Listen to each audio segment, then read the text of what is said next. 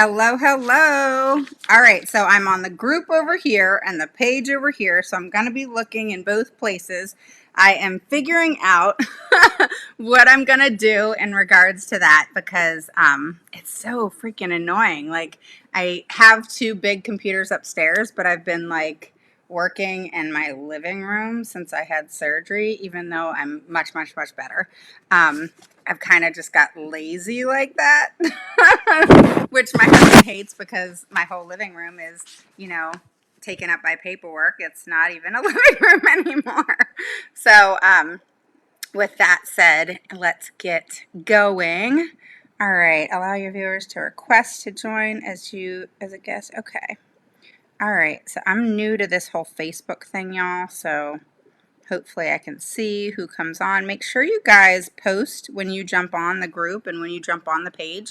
Make sure you post a 1 below if it's your first through third time catching me live, and post a 2 below if you're an oldie but goodie. Okay, so a 1 below if it's your first through third time getting me live and catching me live, and post a 2 below. Look, I can't even. Okay, 2 below if you are an oldie but goodie, okay? Make sure you tell me where you're from, all right? I want to know. Hi, Del Rose. How are you? Hi, Said. How are you? Okay, so I want to make sure that you guys definitely, I'm just messing with this because I don't even know what it does. Okay, cool. I want to make sure that I can see everybody, okay?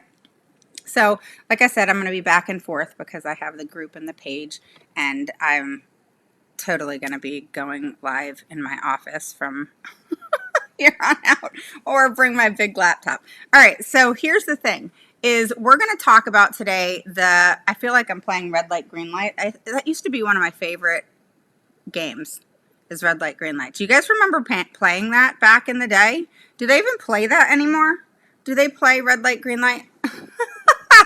I love, love, love that game.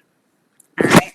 So, I am trying to figure out what's the best possible way to get out today and not be on for an hour and a half like I was yesterday. All right. So we're going to play red light, green light in regards to curriculum evaluation and tools in regards to the science of reading. Okay. Hi, Kim. How are you? And we are going to just talk. I'm going to give you another little bit of an overview of what it is and why it's so important. Go back and watch yesterday's. It was a lot of information, but it also really gave a good overview. All right. So you have to have the overview. It's kind of like with our kids, right? We want them to have success in reading. And in order to do that, we have to make sure that they start at the beginning and they build from there. Okay, so what is the ultimate goal? The ultimate goal is word recognition. All right, and a skilled reader has what's called the recognition of words. Okay, and they understand what that means. So we don't always recognize, sorry, I have all my notes. So we don't always recognize words as wholes, but it is the hallmark of becoming a good reader. Okay, so when you are teaching a child to learn to read, the brain processes a word through the phonology and through orthography. Okay, so the way it's spelled and the way it sounds. Okay, and so today we're going to just review that a little bit, and then we're going to get started. Okay, so my name's Raven Woods. I'm the CEO and founder of Autism Mama Rocks IEP, and I help parents gain the knowledge and the confidence to become the CEO of their IEP meeting. So post a 1 below if it's your first through third time catching me live on the page and the group, and post a 2 below if you're an oldie but goodie. Okay, so what is the simple view of reading? All right, so the simple view of reading looks at language comprehension, word recognition processes, and language comprehension processes. And there is a simple formula. All right. And that formula is reading comprehension is the goal. All right. So we're always wanting to get to reading comprehension. But what's crazy to me, and what I was talking about yesterday, was that seems to be where schools want to start. And that's where we can't start. That's where we end. Okay. So this is not one of those situations where we can start at the end and work our way forward because, to the beginning, because this is not one of those circumstances. And, as much as, that's a good thought process, it's just not the way reading works. Okay? Don't forget to post a 1 below if you're new, 2 below if you're an oldie but goodie. All right, so how it works is decoding times, okay, linguistic comprehension, all right, equals reading comprehension.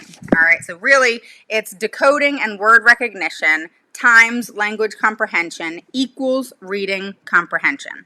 All right, so the decoding of words and the word recognition goes together. All right, so decoding words is your 1, 2, and 3 syllabic words and the breakdown of them.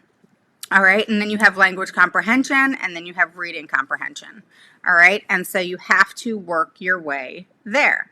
All right, so that's really, really, really important. All right, so you have to focus on, how the system needs to work and what you need to do about it to get there. All right, which is steps. Steps in reading is the way to go. All right, just like we talked about yesterday. So if the curriculum you're evaluating, all right, has a particular and features a particular red flag, okay, you are basically putting a X in that box. That is not the way you want to go, all right? And if it's a green flag, then you put a check in that box, all right? So we're going to play red light, green light with that. All right, so let's talk about poor reading skills. So poor reading skills, the child has difficulty decoding unknown words. Hi, Jenny, how are you? And recognition of familiar words, okay? So they're really struggling with that. Can understand the meaning of words and the grammatical structure of spoken language, but finds it difficult, this is the typical, all right, to transfer the skill to printed text to the poor printed word recognition. So the poor word recognition is going to affect them in their written expression. It's going to affect them in all areas of reading. All right. So if they don't get, hi Nicole, how are you? So if your child does not have decoding skills, all right, and word recognition, they're going to struggle across the board in reading. All right, that's just hands down. There's no ands, ifs, or buts about it. And it's super important to understand that because in your IEP meetings, you need to look at that. Okay, so if you have recent evaluations, all right, look at them. Look at all of the outlines of the evaluation and look at, let me see if I have an evaluation near me. Hang on. I did. Where did I put it? I just want to give you an example. Hold on. Okay. I think, see, I told you like my living room's my office, y'all. Okay, I'm trying to think. I don't know where I put it. Okay, so long story short, oh, here it is. Okay, so in evaluations, if you just look at your evaluation, all right, pull your evaluations out. Look at them, all right? And how you look at them, all right, is when you look at mine 10-year-old reads and decides at 9th grade, but comprehension at 1st grade. Reads and decides, oh, decodes at 9th grade, but comprehension at 1st grade. How do you know she decodes at 9th grade? Okay, so in your evaluations, guys, all right, basically you will have scoring. All right, so let me pull up the scoring and I'll show you what it can look like, the different types of scoring, that is. All right, this is a lot of written area, but for example, let us say the score your child scored is at 8th percentile, okay? Or they'll say your child's at the 1st percentile or 1%, all right? And you want to look at those things. You want to look at what was their standard score, what was their percentage, what was their raw score, and then you need to look at where they're struggling. All right, you don't want to just look at, okay, low, low, average, you know, all of that stuff, because that's not really telling you anything. All right, because what is low, low, average, you know, all of those things, what does that mean? You know, so if you think about it, what does that mean? All right, so if I just said, oh, your child's low, what are you going to say to me? You're going to say, okay, low in what? Or, okay, how was my child low? Or those are the questions you should be asking. So what is it that needs to happen so that you can know exactly where your child is struggling? All right, so in many assessments it will say, all right, it'll say things like, you know, one of the things I want you to look at in your assessments, to just kind of step back for a second, is I want you to look at their scoring, all right, their standard score and their raw score and all the different scoring, okay? And then look up that assessment, all right? Don't go into things blindly, all right? So look up that assessment and look at what the numbers are. If it doesn't say it on the assessment that you have from the school, like average is between, you know, 90 and 114 and all of those different things, right? So if it doesn't say that on the evaluation, you need to look up that name of the evaluation. Typically, it's probably Pearson. All right. Hi, Patrice. How are you? And then you want to see what the numbers are. Okay. So for example, EDISA corresponds to standard scores between, which is SS, that's standard score, between 85 and 115. For scaled scores, 10 is exactly average, so it's talking about the standard deviation, all right? And then it will tell you exactly what range your child needs to be in order to be in average or to be in low or to be significant. I mean, they all say different things, guys.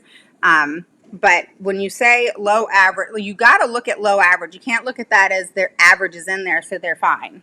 All right. So what does low average mean? What did they score? Why does it say low average, right? And what is it that caused them to score in that way?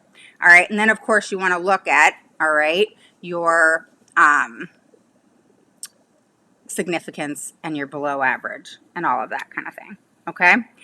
And so that is really, really, really important to understand, and you want to know all of the different types of scoring. I have seen many assessments recently where the speech therapist specifically, even occupational therapy, and a lot of the services, they're not putting their scoring in there. They're just writing something up, you know, as like it's a book report, and then not giving you any of the information as to where they came up with that score, what things are, nothing.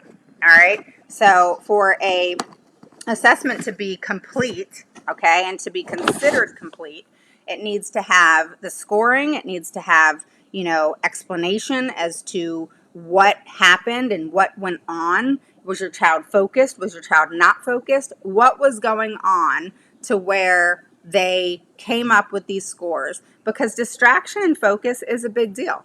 All right. And it's something you want to take into consideration and know what your child's mood and everything else was during that time. All right. So that is important. All right. And it's important to read what is written. All right. So I'm looking at a 59. Is it 59 page? Sure. 39-page report. All right, 31 pages. And there's one that I have that's 59 pages, I think it is. But for a full evaluation, all right, that covers a bunch of different areas, you want to see significant amount of pages with writing of what they observed and what they saw. If not, what's the point, right? So you need to know where your child is. Then you're able to then say, okay, well, my child was below average in working memory, visual memory, reading comprehension, whatever it is that it says, okay? And those are the things you have to pay attention to because that's what you run with, all right? That is the area in which your child is struggling, and now we have to find out why. Then you want to look at past assessments, and you want to look at anything that's been given to you in regards to like progress reports, PWNs, what you've been concerned about, what you've voiced to the school. All of those different kind of things come into play when you are looking at evaluations, okay? So you want to be able to take all of that into consideration, and you want to be able to, you know, figure out where the deficits are and how significant they are, okay? And you're going to be able to see that with looking at present levels, seeing if that's accurate, seeing if they change the present levels with the updated, you know, evaluation. That's a big one. You're going to look at where the significance is of where they're struggling. You're going to look at, you know, what recommendations are they giving you? Are they even giving you recommendations? Very seldom do they give recommendations or ones that mean anything, okay? So that's important. So good reading skills, the child can speedily, okay, very quickly, all right, decode unknown words and recognize familiar printed words. So they can understand the meaning of the word, all right, and the grammatical structure of the spoken language and uses this knowledge to understand printed text. So, you know, a book or a paragraph or, you know, a reading assignment, that sort of thing. Hi, Jessica, how are you? So that's important to understand, okay? So it's important to understand that a good reader can do those things. A poor reader has difficulty decoding an unknown words and recognizing familiar printed words, okay? So again, the biggest thing that a child needs to do is have word recognition. All right, so that is super important. So the term, okay, simple view of reading is used by, used by schools is not really existent. There are some schools that are starting to pick this up because it is a follower of the science of reading, which is where there's so much research and so much so much science to back it up and the success of it, okay? And when I talk about structured literacy, that kind of goes hand in hand with this. However, it's how structured literacy, as I've always said, is delivered, okay? So as I spoke yesterday, it was about structured literacy is great, but it has to be focused on the steps and not thrown at the child all at once, okay? So that's important. So this, just a little bit of background. The simple view of reading was adopted by the government in 2007, all right, and now underpins the English national curriculum programs of study for key reading, standards 1 and 2. And even though the reading ability to decode, all right, and extract the correct meaning of words is a complex set of skills. All right, so the simple view of reading, the conceptual framework by Stewart and cited by Hoover and Go in 1986 reduces it down to two key components, and that is word recognition and language comprehension. So word recognition, as we just said, was decoding words and recognizing printed words very quickly. All right. And then language comprehension is the ability to understand spoken words and use this process to understand written text. So a book, a paragraph, etc. All right. So in theory, a child's reading comprehension ability can be predicted by looking at their decoding and linguistics, spoken language, comprehension abilities. Does that make sense? It's a little bit of a lot of information, or a little bit, or a lot of information. So in theory, a child's comprehension ability, okay, can be predicted by looking at their decoding linguistic spoken language. I'm repeating this for you. And comprehension abilities, okay?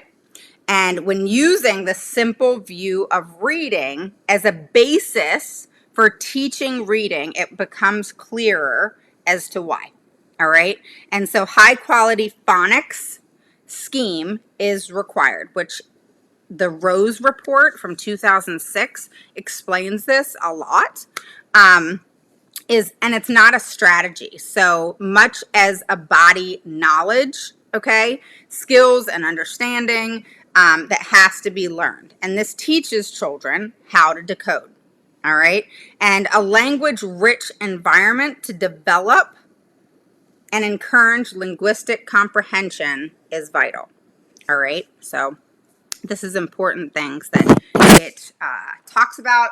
And, you know, there's different things that you can look up in regards to the simple view of reading and the evidence-based practice of it. All right. So definitely look it up. And it's backed up, again, by so much research and science. I can't even begin to tell you the extent that it goes to. All right, so let's begin our red light, green light. You ready? So anybody that's just hopped on or is hopping on and hopping off, I know it's during the day. Tomorrow, more than likely, I'm going to do evening, okay? And maybe Thursday, I'm not sure. So I'm kind of playing it by ear. So I'm trying to get day people and evening people and, you know, that sort of thing. But post a 1 below if it's your first through third time catching me live. Post a 2 below if you're an oldie but goodie. If you're catching the replay, awesome, welcome. And do the same thing. Post a 1 below if it's your first through third time catching me live. Post a 2 below if you're an oldie but goodie. And tell me where you're from. I want to know where you're from. And you guys on the page, if you're not part of the group, which is amazing, all right, where a lot of conversation happens, a lot of things go on there, and it's really supportive and fun. Just put in your search bar, Autism Mama Rocks the IEP group, and join the group, okay? Because I have the group people over here. Hi, Dawn. How are you? Hi, Jessica. All right. So, like I said, decoding and word recognition times language comprehension equals reading comprehension. All right. That's the formula. All right. So, it's super, super important. All right. Hi, Jessica. Phoebe, how are you? All right. So as you guys are jumping on, welcome, welcome. All right. So let's start. We're going to start with word recognition. We're going to go through each area. Hi, Erin. How are you? We're going to go through each area of reading. So we're going to hit word recognition. We're going to hit phonics. We're going to hit fluency. We're going to hit language comprehension and background knowledge.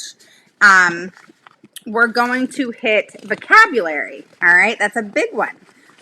We're going to hit knowledge of language structures, and then we're going to end at reading comprehension, okay? We're going to sum it up with some writing, which has a lot to do with reading, and then assessments, all right? And then overall structure and design. So we have a lot to cover, and I'm already at 4 minutes. So how fast do you think I can go?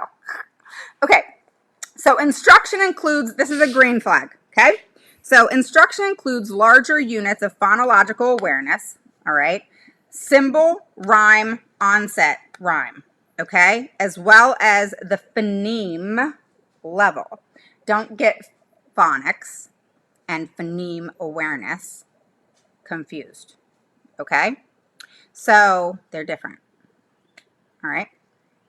So instruction on the other side in regards to red flags. All right, so green equals it basically follows the science of reading, is backed up by research and supported by research, okay?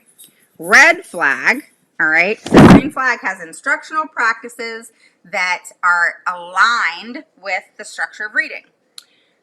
Red flag instructional practices are not aligned with the structure of reading, all right? Excuse my dogs. All right, so moving on. All right. So the instructional includes larger units of phonological awareness, the symbol rhyme, onset rhyme, as well as the phoneme level. That is green, okay? Red is instruction only attends to larger units of phonological awareness, syllables, rhyme, onset rhyme, without moving to the phoneme level, which is blends such as TR and are kept intact rather than having students notice their individual sound. Does that make sense? All right. Don't forget to post below your questions. All right. I may not get to them right this second or right after, but I will get to them. And I understand this is a lot of information and I want you guys to get it. So don't feel crazy, stupid, ignorant, whatever, or think your question is stupid, that it's not. More than likely, your question is a question somebody else has. So there's no such thing as a stupid question. I tell my students that all the time. Okay? So I want you to realize that, and I want you to understand that. Okay? So it's very important. All right. So rather than the students having the individual sound is where the red flag is. So they don't have individual sound, they don't really do the phoneme level, and it only attends to larger units of phonological awareness, okay? And like we said yesterday, phonics is amazing. You have to have it in order to be able to read, but it is not everything, all right? So back to green light, okay? So instruction, all right, in regards, do you have visuals? Yes, I will post some things, all right? So for example, instruction includes all phoneme awareness, and this is a green light.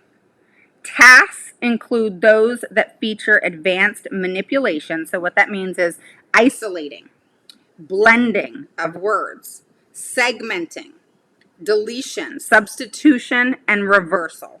All right, so the instruction, all right, and we're talking about word recognition right now and phonological and phoneme awareness. All right, so this is in this area. This is the beginning, all right? This is so important. So that's super important. So the instruction has to include all phoneme awareness tasks, okay, which is the isolating, the blending, the segmenting, the deletion, the substitution, and the reversal, all right?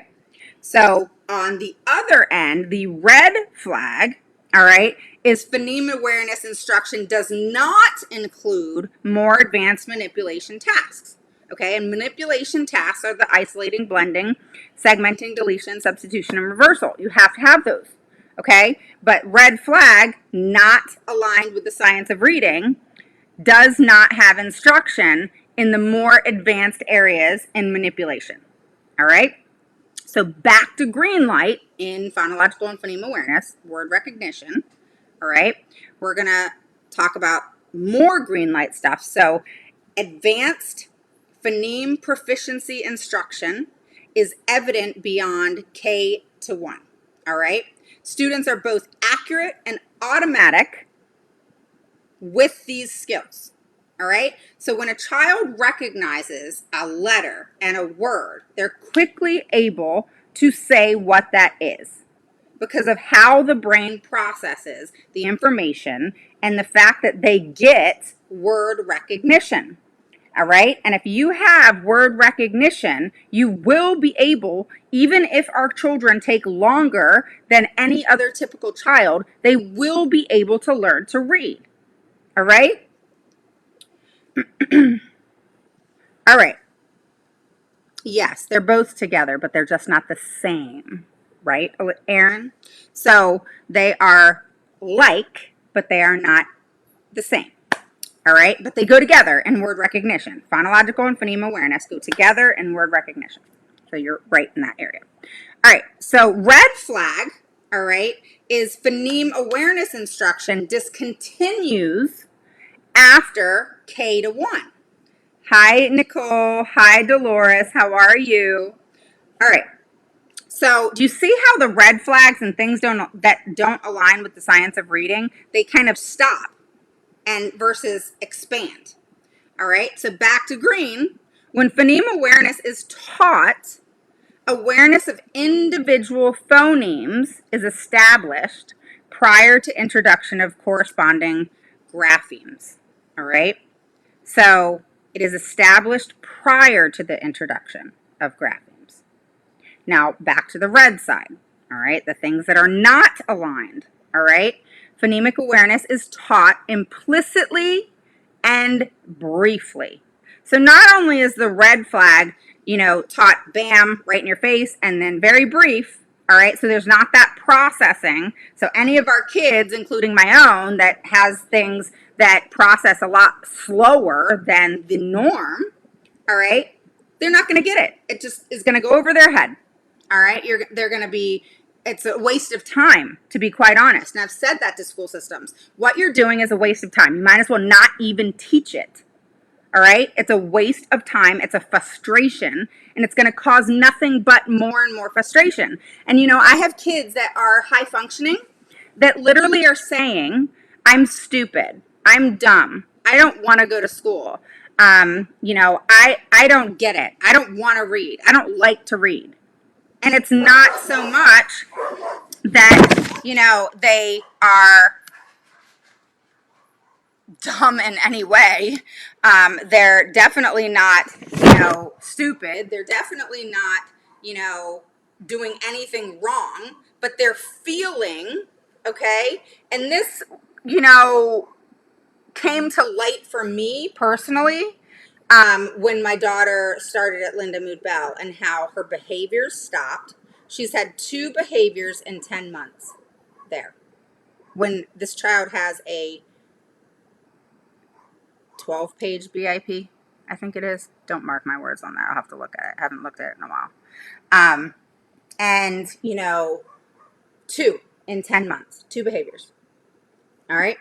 And, that's incredible. I've been floored at that because she had nothing but behaviors. And I was constantly saying, hey, can you provide me with a graph so I can see what days she did better than others, and the reason why she's feeling good about reading now. All right. And, that is huge for a child. It's huge for them to feel good about what they're doing. All right.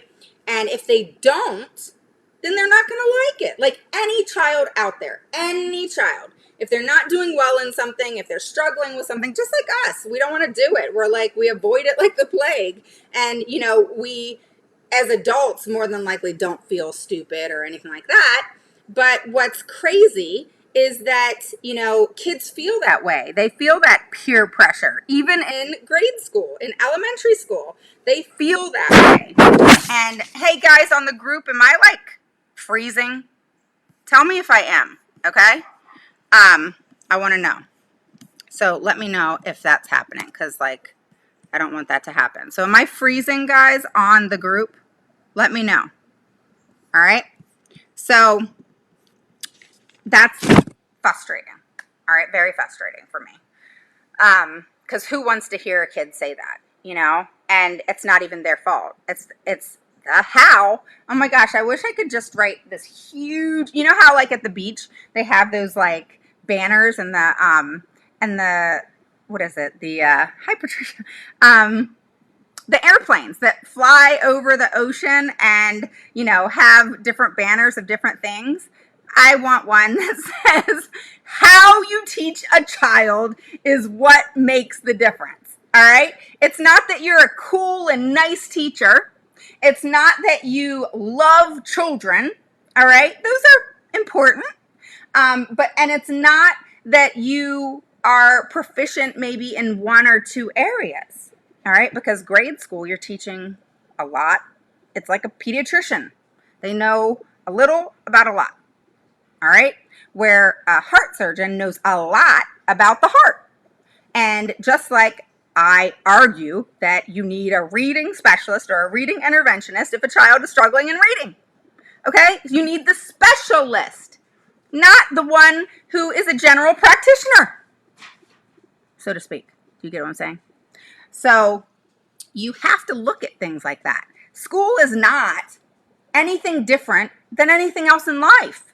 All right? So you got to look at the simplistic part of it and, you know, how life works. Life works where if all things come together, things play out the right way. If things don't come together, things aren't done in the right way, and for example, in reading and steps, then it's not going to work out. All right? Something is going to fail. And in this situation, our children are failing. And the reason they're failing is because how they are taught is not working. Okay? How education is happening today, if it was successful, there wouldn't be so many failures. And what I mean by failures, that is no progress. All right? No progress. That doesn't make our children failures. That makes who taught them the person who is failing our children. Okay? And it's not about blame, but it is what it is. You know what I mean? Hi, Amy. How are you? So, did you hear my voice like squeaked? And you know, I'm not out to blame any person. I'm not out to be a great big old, you know what? All right? But I am going to call it as it is. All right? So if somebody has an argument to it, I'd love to hear it. I'd love to collaborate. I'd love to, you know, have, you know, healthy conversation and debate. But my thing is unless you can prove to me that whatever it is that's happening is successful, it is what it is. And the thing is you can't prove to me it's successful because I know for a fact that kids are failing every single day. All right? So this isn't a bash on a teacher. I love teachers. There's so many good teachers out there. There's so many teachers out there. Hi, Myrna. There's so many teachers out there that want to learn more because they know things aren't working. All right? And there's so many teachers out there, like I was saying before, that want to have training, but are not going to go out with the salary that they make and pay for all of these trainings that they need when the school should be responsible for that. What the hell do we have budgets for? All right, a friend of mine was telling me, one of my clients, that her school system in New York, and this is a smaller town, not a small district, but a smaller town than like if you said New York City, okay? And that school district got over $4 million to bring the kids back into school. That's a lot of freaking money. What the hell are you doing with that money? How is it being dispensed? And why is a portion of it not being dispensed into your staff? Invest in them. And this is to all administrators out there. I don't care what you think about me. Could care less. Seriously, I could. Care less. Bring it. Because the thing is if you have a budget, there's a smart way in which to spend that budget. If not, get a financial planner. And in that budget should be investing in your damn teachers. Invest in the teachers. Invest in the staff. Stop making them buy all of the things that they need in school. Why? That's crazy. So you need to, and I don't care about the little bit of money you give them and say, hey, here's your, you know, allowance is what they're doing. When it's your school. For example, principals, it's your school. Invest in your damn staff. Because guess what? If you don't invest in something, all right, it's kind of like you have to spend money to make money, right? So same thing in school. Okay, you got to spend money to have success. You have to spend money on your teachers and your staff. Provide them, sorry about my dogs, y'all. You have to provide them with everything they need, the tools that they need to succeed. All right, so now we have teachers that are just scrambling for every which way they can, doing their 40 hours and different things that are given to them and paid for. And then they're hearing from parents and advocates like myself and parent, I'm sorry, that's not enough. I'm not really sure what you think that is. That's a joke. You're definitely not qualified to teach my kid off 40 hours. So teachers are getting that, all right, feeling insufficient. And I don't mean when I say it to make them insufficient. I don't mean to make them feel that way in any way, shape, or form, but it's the fact. I cannot look at somebody's feelings. Feelings is your worst enemy in an IEP meeting. Oh my God, I have so much to say, but listen to me. All right, so feelings is your worst enemy in an IEP meeting. The worst. Hi, Amy, how are you? So, the worst. You will fail your IEP meeting if you throw emotion into what you're talking about. Okay, it has to be very calculated. It has to be very thorough and thought about. And it has to reflect upon the education, the impact of education, and what is happening right here and now. Okay? And so it can't be emotion and I feel. You never want to say that in an IEP meeting. I feel. Go home and write it 500 times and never say it again. Okay? We're not talking, hi Dawn, we're not talking about relationships outside of school. We're talking about an IEP meeting where you're fighting and arguing and, everything else. We call it advocating, but in all honesty, you're fighting with them. Okay, let's just cut to the chase. And you are wanting what is best, needed and appropriate, okay, is the terminology. Never say, I want what's best for my child. Okay, so here's the kicker, and then I'm going to get back on track. Okay, I always say, moms, dads, grandmas, caregivers, okay, we want what's best for our kids. Take it. I always say, take what's best, flip it, okay, into needed and appropriate. So best, our best, is now needed and appropriate. So use those words knowing that it means best, because you can't say, I want what's best for my child in an IEP meeting, because the school system doesn't have to do what's best for our kids. So just take the verbiage, flip it to mean needed and appropriate. So what's needed and appropriate in our minds is what's best. All right? In their minds, it's what they have to provide FAPE. All right? Always be ahead of the game. Oh, yeah. So for on the page, not on the group, but on the page for any administration out there, yes, you guys bullshit us, so we got to be ahead of the game. It is what it is, guys. It's who plays the game better. That's what it's about. Sounds really, really, really, really bad, doesn't it? Please comment to that, guys. I want to know what you think about that. Just listen to that one thing that I just said. It's who plays the game better. How do you interpret that? On the page, on the group, tell me how you interpret that. If you think I'm a total bitch, say that. By all means, say that. I want to know how you interpret that.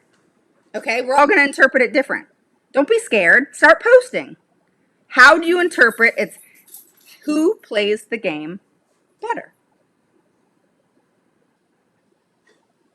Right, Dana? Isn't that true? So, it is what it is, guys. I hate sometimes calling it as it is because I sound like this, I don't know, evilish person, but I'm really not negative. In my mind, I'd rather be transparent and just keep it real. And unfortunately, a lot of what's going on in the educational system is negative because how our children are learning, or lack thereof, and is not working. So I'm hoping that to anybody who's listening, that I'm getting to you in the fact that if your child is not making progress in any area, it could be 1 or 4. The point is we don't want them in that position. We don't want them failing in any area. But the number 2 areas, 1 and 2, hi Sarah, how are you? Hi Dawn, is reading and math. typically in that order. Struggling the most in reading, then to math, then to written expression, working memory. So, hi Christine, how are you? Yeah, you have to leave your emotions out of it. It's kind of like due process. The judge does not want to hear about your emotions and could give a shit. All right? They want to hear about the facts and more facts. And what the hell do you got to have to back up those facts? All right? So always look at things when you go into an IEP meeting as if you're walking into a due process. All right? So don't think about having attorneys or anything like that, okay? But look at it as walking into a due process. In due process, what has to happen? Well, really, in any IEP, in any mediation, in any due process, you have to have this. But I'm just trying to change your mindset so that you can think about things in this way. If you always think about things in this way, you will succeed. Practice makes perfect. You know, like I teach in my Rock the IEP course, all right? My PPPN trademarked system that works, all right? You plan and prepare for your IEP meeting, for mediation, for due process, whatever it is, okay? And then what happens? You present. You go to that meeting and you present your case. You're now an attorney. Did you know that? All right? So you're planning and preparing. Then you go and present, okay? Andrew versus Douglas. Yeah. I had an interview with Jack Robinson, who is the attorney who won that case in the Supreme Court. So what is key there is, all right, when you plan and prepare the right way, you then can go present your case, okay? And then what? You have to persuade them and negotiate only if you have to. So that's my PPPN system. All right, if you plan and prepare in the right way, you can present in the right way in order to persuade them to do what you need done. Make sense? All right, so let's move on. Phonological and phoneme awareness. We have got to move on. We may have to split this one up into two because I'm at 47 minutes now because I get off on a tangent and I get to talking and the rest is history. So when phoneme awareness is taught, this is green light, green flags. So green flags, for those of you who are joining, is it aligns with the science of reading. Red flag does not align with the science of reading, okay? And the science of reading is also in reference to the simple view of reading. Same thing, okay? So phonemic awareness is taught directly, explicitly, and systematically, all right? Red flag. Phonemic awareness is taught implicitly, and we talked about this for a second, and briefly, all right? That is when your child is thrown everything and then bam, let's move on. All right, I just came from an IEP and the principal showed up, which usually the assistant principal does, just because I think I had an advocate with me. Got you. Are you in California, Christine? Del Rose says school is just a business. They don't invest. No, school is not a business. Administration, the district, it's a political mess. All right? That's what it is. It's politics. All right? So what happens in politics? That's how you got to look at it, guys. Not the school. All right? They're dictated by the by the politics. All right? By the shareholders, so to speak, at the district. All right? So the district orders and creates orders. Hi, Alexandra. And then the school then says, yes, ma'am. Yes, sir.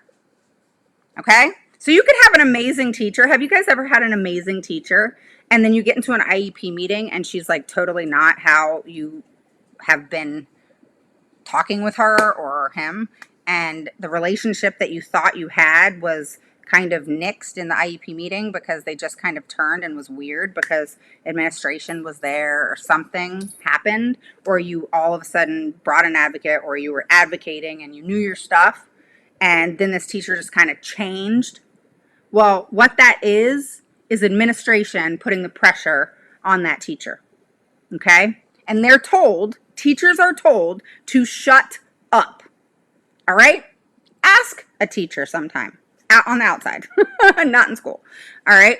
Ask a teacher sometime, all right? I'll tell you a quick story and then I'm gonna move on. So what's funny is I've always been, I'll just be honest, I've always been a complete bitch in an IEP meeting. All right. My whole personality changes and I'm so focused and I don't play. All right. So what is interesting about that is the teachers and the service providers and so on and so forth that are in that meeting. All right. Not administration, the teachers and everybody else. Okay. Now they may not be a fan while they're teaching my child. Okay. But do you know I have Facebook and, obviously I have Facebook and, some of the teachers are on there that used to teach Skylar and they have come up to me. I mean, you guys know, aside from Disney World, Costco is my favorite place in the whole world. So I'll run into teachers and people at Costco. And do you know what they say to me? They come up to me. A lot of times they'll give me a hug, say, hi, how are you? It's so good to see you. And then they'll say, I just want to let you know, and I've been told this many, many times. I just wanted to let you know that Skylar is lucky to have a mom like you, to advocate for her the way you do. So when they're not any longer in the IEP meeting, they praise me for what I'm doing. All right? So that goes a long way for me. Because obviously what I'm doing is not looked at in a negative way on a personal level with the teachers or even service providers.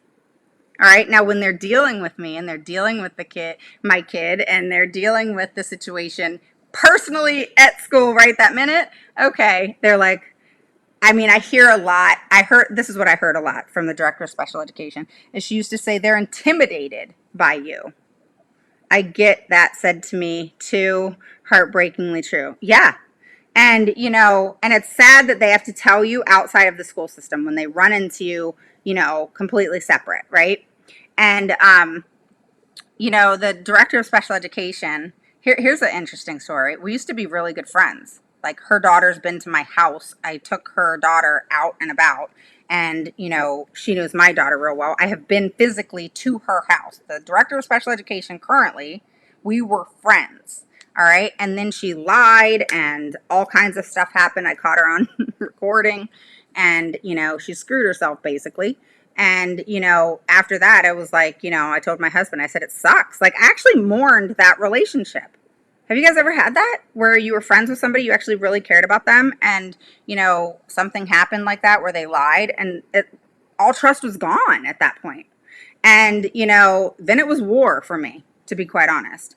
And at that point, I realized that she was telling staff members certain things because staff members would tell me things and then it would change drastically.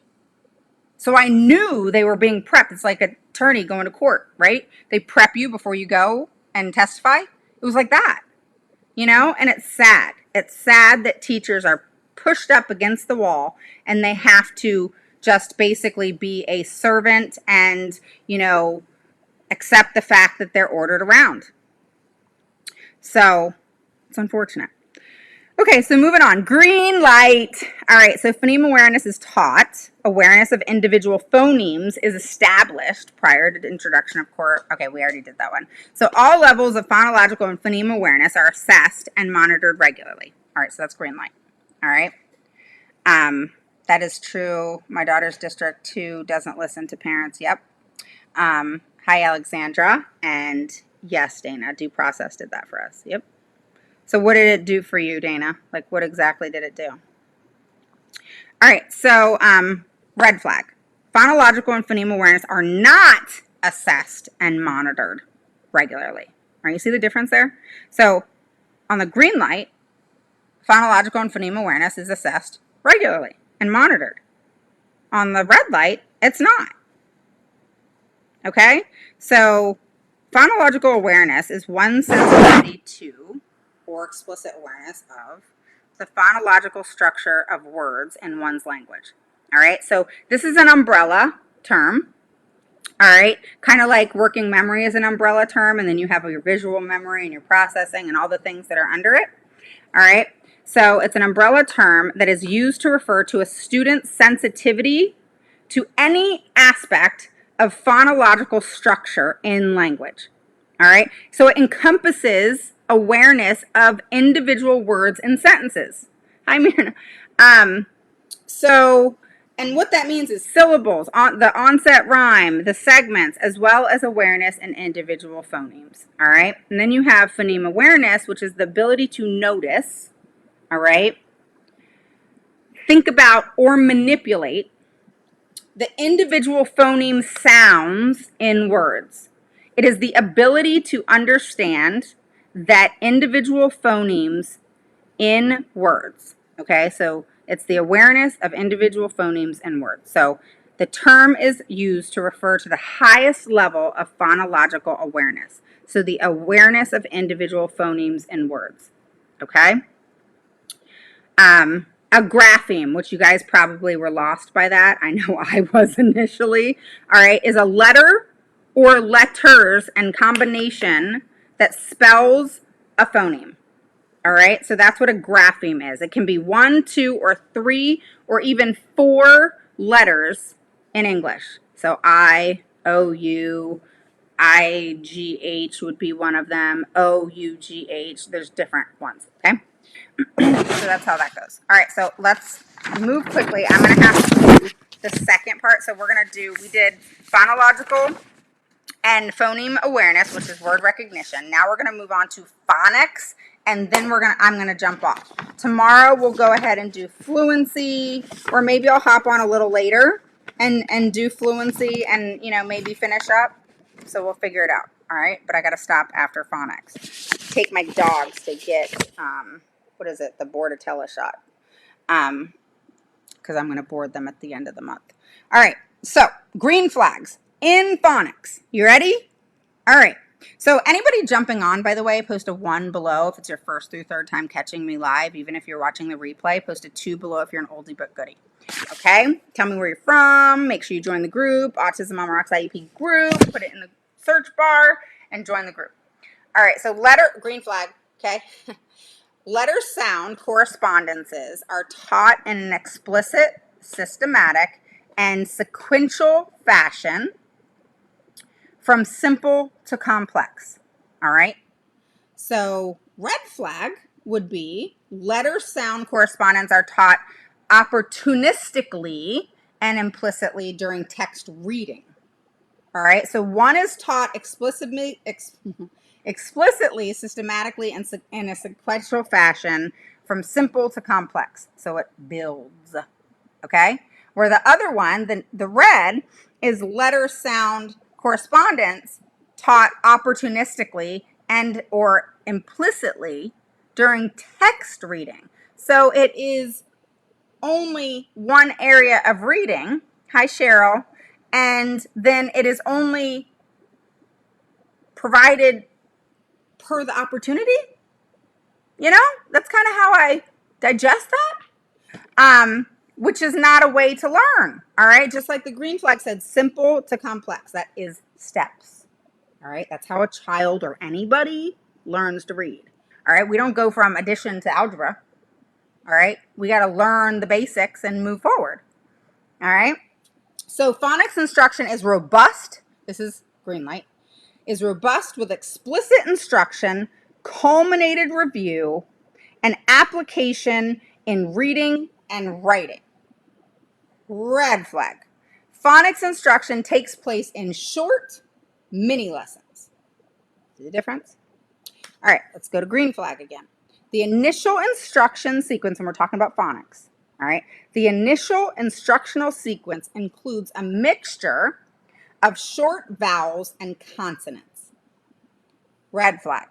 The initial instructional sequence introduces a large number of or all consonant before a vowel is introduced. So consonants before a vowel or vowels are taught in rapid succession. All right, so let me read that one more time. The initial instructional sequence introduces a large number of, or all, consonants before a vowel is introduced, okay? Or vowels are then taught in a rapid succession, all right? So do you see how one is building and a building block, all right, and does things explicitly in detail, and then the other side does things half-assed and quickly and doesn't cover everything and does it in a way that is not working? But that's the way. Red flag is how our kids are taught. Did you know that? That's how our kids are taught. Green flag is not how they're taught. It is not happening in most schools today.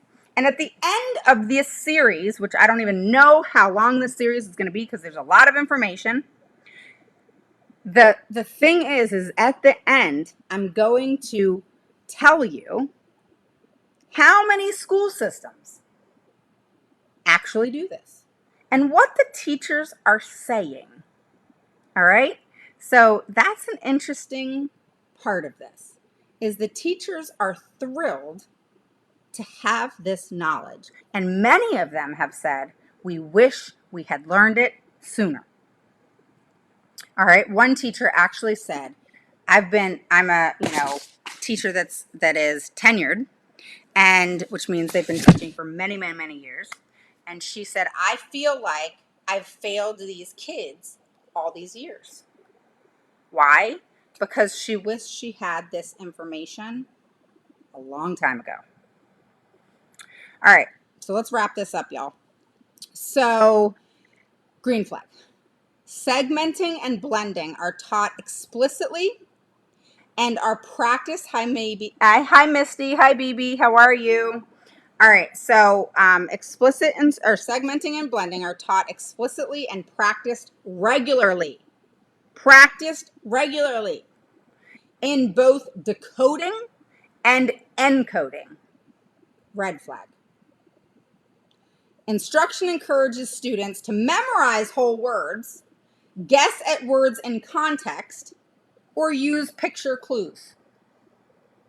Isn't that how our kids learn today? Green flag. Instruction includes letter sounds, correspondences, syllable types, word families, word analysis skills for multisyllabic words, or morphemes. Red flag. Instruction in phonics ends once a letter sounds, correspondences are taught.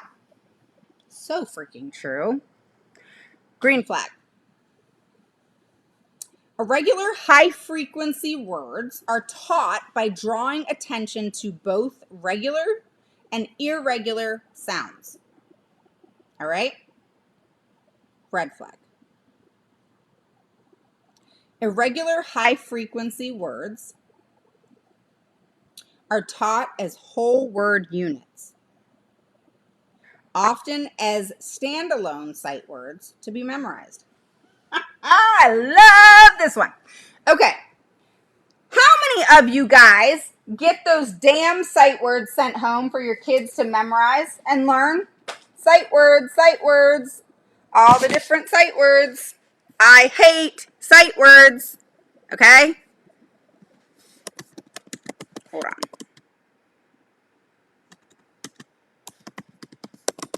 So, sight words suck, all right, because of how they're taught. All right? Hi, Nicole. Hi, Cheryl. It is not a good way to teach kids. All right? Stop having your kids memorize. Why? That is not teaching. Okay?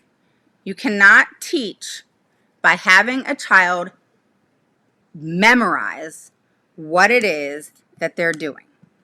You can't do that. All right? You cannot. Here's something that's happening, and I need you guys to find this out. Hi, Jessica. How are you? And I want you, and on the page, make sure you post below 1 if you're new, 2 if you're an oldie but goodie. Make sure you say hi. Tell me where you're from. You guys on the group too. And And, you know, it stinks because sight words are horrible. I don't like sight words. I don't see the point in it. All right. Because it's not about word recognition with sight words. Now, if it was about word recognition with sight words, then that would be different. But that's not what's happening. My kindergartner is told the word, the blank, is just a word and he has to memorize it. Right. We are not in, teachers, you are not in the business of having children memorize. Stop having them memorize. Stop being pressured by standardized tests. All right? That's how teachers are pressured, guys. Did you know that? Moms, dads, grandmas, caregivers. Teachers are pressured. That's why I quit teaching. Okay? Because when I taught, it was hands-on. All right? You know how you get the kids together, we'd gather around the table, we'd do different things and experiments, we'd have fun and all that kind of stuff. Well, they don't do that anymore. Sit at the desk, do your shit, boring, done. You know, some teachers get really creative, some do not, and it is all about sight word memory. All right, there are so many sight words, and then there's memory. Did you know there's memory games off of sight words? Memory games off of sight words. What the hell? This is not a memory kind of thing. You have to teach a child what that word means, okay? So you show them a word and you build off that word. You teach them how to break it down. You teach them the meaning. You teach them the words as in A, B, C, D, E, F, G. They have to have their alphabetical memory memorized. They need to know their alphabet and not sing it, all right? We spoke about this yesterday, and I spoke about, here, I have my notes right here, I'll tell you. All right. So we spoke about the fact that, where is it in my notes? Well, one of the things in reference to this one is mimic what experts do. Listen to this. Mimic what experts do versus a series of steps to become an expert. Don't mimic what experts do. Go through that series of steps to become that expert. You got to do the work, not memorize. Because if you memorize something, you're going to lose it. You're going to lose what you memorized because you're not going to hold that into your memory forever. All right? And that's super important to really see. So what was it that it said? If I can't find it, it's not a big deal. And remember, things have to be orthographically mapped in their brain.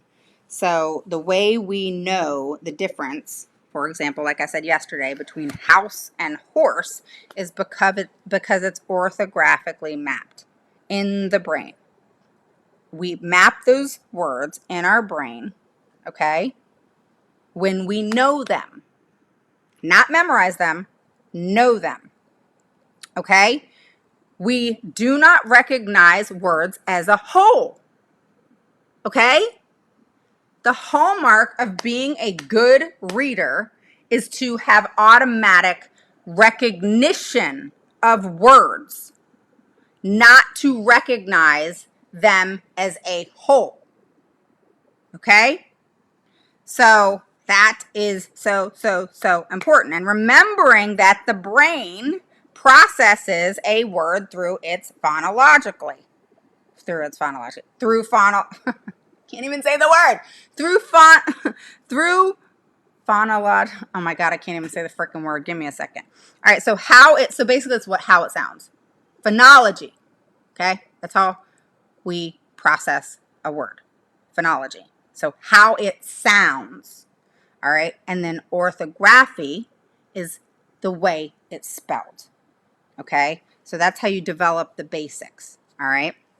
And typically developed readers, all right? So here's where it was that I was getting at, is typically developed readers, once they develop those basics, which is the alphabetic principle, all right? They only need a few times to process a word through its phonology and orthography. Okay? And left to right. Not memorizing. Not memorizing. Please remember that. All right? The more you know about this, the more you're going to be able to explain it in your IEP meetings. All right? So, sight word. So there's different sight word programs, as you guys know. There's like, what is it? Like SPY or something. I don't even remember what it's called. But there's different words that come from different programs that schools use. All right. And they're all called something different, but they're all the damn same thing. All right. They're just a different program, whatever the program is that the school bought. All right. And that's all that is. All right. It's not anything different. There's not some huge crazy thing that's different in regards to those words. It's nothing like that. All right. And then how the schools are doing it is they're basically saying, okay, so in kindergarten, your child has to know this many sight words, or in first grade, they have to know this many sight words. In second grade, they have to know this many sight words. All right. See, the speech teacher at my daughter's PPT, what's PPT? Was saying, oh, that she knows certain words but can't access it, but knows how to describe what that item may be. What do you mean, but can't access it? What does that mean? So what is PPT and what is but can't access it? What does that mean, Christine? All right, let's finish this up, guys. So, this is green light. Irregular high-frequency words are taught by drawing attention to both regular and irregular sounds. All right? Red flag. Irregular high-frequency words are taught in whole word units. So we already did this. Often as standalone sight words to be memorized. So just remember memorization. All right? So green light. Opportunities to practice. Practice makes perfect. Hi, Lily. Opportunities to practice decoding words in isolation are provided. This is green flag. All right, red flag. No opportunities for word level decoding practice is provided. All right, green flag. Instruction includes recursive review of phonics encoding skills. Red flag. Instruction is typically one and done. I hate that. All right, I always say an IEP is never one and done. All right. Phonics encoding skills are introduced, but with very little or very short-term review. How our kids are taught today. Our kids are taught red flag. Hands down, red flag. All right? So, green flag. Phonics skills are practiced by applying letter sound knowledge, decodable text that match the phonics elements taught. Securing phonics decoding. Red flag. Early text is predominantly predictable, leveled text, which includes phonic elements that have not been taught, and encourages memorizing patterns and using picture clues rather than phonic decoding. All right, so just to give you a wrap up, and then I gotta go, guys. So I'll hop back on, all right, when I get back from the vet and taking my walk with the dogs and that sort of thing. All right, so explicit is explicit instruction. All right, this is just kind of a term vocabulary for you, vocabulary lesson. Explicit instruction involves direct explanation. All right, the teacher's language is concise, specific, and related to the objective. Another characteristic of explicit instruction is a visible instructional approach, which includes high level of teacher-student interaction. All right? Explicit instruction means that the actions of the teacher are clear, unambiguous, direct, and visible. And this makes it clear what the students are to do and what they're to learn. Nothing is left for guesswork. All right? So implicit instruction does not provide direct or specific guidance on what is to be learned. Okay? So, systematic. The material follows a sequence beginning with the easiest basic elements proceeding to the most difficult. All right, and morpheme, the smallest meaningful unit of a word. That's what that means. All right. Hi, Christina. Irregular high frequency words. Words that both highly frequent in text and not spelled phonetically. All right, so let me say that one more time. High frequency words, okay? They're irregular high frequency words, all right? And those are words that both highly frequently in text, all right? So what that means is they're not spelled out phonetically, all right? So for example, said, of, one, those types of words, all right? So they're frequent in text and not spelled phonetically, okay? So letter sounds, phonic instruction is key. All right, so we're going to continue this with the next live, all right, whether that be tomorrow or tonight, all right. It's going to continue with fluency. We're going to continue with language comprehension and background knowledge, vocabulary, all right, then knowledge of language structures. We have reading comprehension. We have writing, that's handwriting, spelling, and composition. All right, I can't tell you how much that correlates and relates and is affected by reading. All right, assessments, okay, and then we're going to talk about overall instruction design. All right, so we have all that left, okay? So go back and listen to this if you are catching the replay or just jumping on now. Make sure that you are clear on what this means. Go listen to yesterday, which was number 1, okay, the first in the series. The next thing you need to make sure you do is that you are focused, all right, on, hold on, let me do series 2. All right, and I want you to really focus. I don't know why this is like freezing.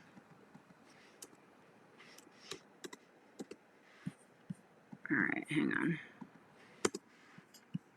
It's reloading. Are you guys still with me on the group? Did like me reloading like mess it up on the group? Hopefully it didn't. No, I don't think it did. All right, let's see. It's not letting me do it. I'll do it when I get off. Okay. So guys, we're going to wrap it up there. I gots to go. And I will see you guys either later on tonight. Look, I did the same amount of time as yesterday, an hour and 20 minutes about. So, oh my gosh. Okay, so reading's going to be, let's just go with it. All right, reading's going to be, hi, Cybian. Hi, am I saying your name right? Cybian? Cyobian? I don't know. I don't like saying names not right, so tell me how to say your name. What do you mean by inference, Aaron? So tell me below, all right, what your thoughts are on what I said. All right. Hi, Sandy. How are you? Hi, Inez. All right, so I got to go. I will talk to you guys soon. It may be later on tonight. It may be tomorrow, but we're going to finish our red light, green light, and then we're going to keep going in regards to reading and reading instruction and how your child should actually be taught, okay? Today we covered a lot of really good stuff, so I'm really excited about that. Might be something you want to go listen back to, Inez. And I think that, you know, this is going to help you guys, you know? This is going to really help you guys, you know, even if you go back and listen to it over and over and over, and then post your questions below. No question is a dumb question, okay? And more than likely, your question is a question somebody else has. All right. So go and listen to it again in your free time. Listen to it in your car while you're driving, whatever, so that you can process what the difference is between red light and green light. All right. And think about it. Red light is stop. Green light is go. How does that make so much sense? How does that make so much sense? It does make so much sense. All right. So the red light, green light makes perfect sense. Green means go, red means stop. So all the ways in which our children are taught today is red light, which is why they're stopping in their reading, and they're reading comprehension and their decoding skills and their recognitions of words in itself, because the schools don't. When have you had in your goals the recognition of words? Every goal I seem to see in regards to reading is comprehension. And I say to the school systems, and I got to get off, I got to go to my appointment, but I say to the school, why do we have comprehension here? The child does not even know how to read. Why are you at comprehension? You got to go back to the basics. Does this child even know his words? Does he know how to decode in 1, 2, 3 syllabic words? Why do you have comprehension on a goal for a child who cannot read? Makes no damn sense. Ridiculous. You just want to jump to comprehension so you can just jump through reading and say, oh, your child's making progress. They're making a ton of progress. You know, we're getting there. Or have you ever heard the word and the terminology sufficient progress? I want to punch the word sufficient in its face. Okay? Sufficient progress means suck. Okay? That's what it means. Sufficient means suck. Just sufficient equals suck. Okay? Because sufficient in our words is different than theirs. Sufficient is the appeasing of, this is my terminology of sufficient, and then I gotta go. The sufficiency in the school's terms is let me appease the parent to make them think that their child is making sufficient progress so it doesn't look like they're making a lot of progress, which is not happening, but they're not regressing. So let me just say that they're making sufficient progress, because then the parents won't know how to question it. That's what it means. That's what it means, okay? So tell your school systems, you are caught. We have picked up on this shit, and we're not going to deal with it anymore. We're not going to let our kids fail in reading. It is a daily living skill. Your child has to have it to function. Okay? Does your child need algebra to function? Nope. Does your child need basic math and know, basically the principles of money? Yup. Does your child know how to tell time? Yup. Does your child need to know algebra like I just said a second ago? Nope. Does your child need to know reading? Yes! Absolutely!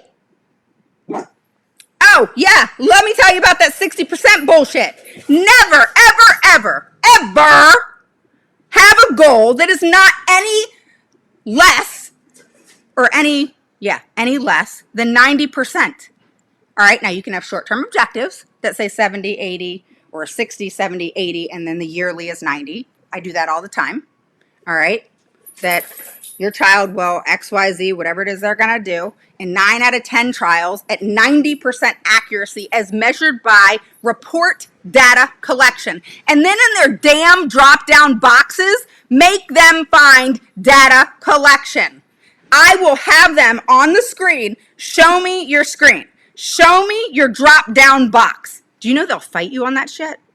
Show me the drop-down box. My child's not a drop-down box. All right? But show me your drop-down box. I want to make sure that you check data collection. And if it's written work or math, then you'll say data collection and written work. Or you can say data collection, written work, and assessments. Or you can say data collection, written work, assessments, and quizzes. But data collection is in every goal.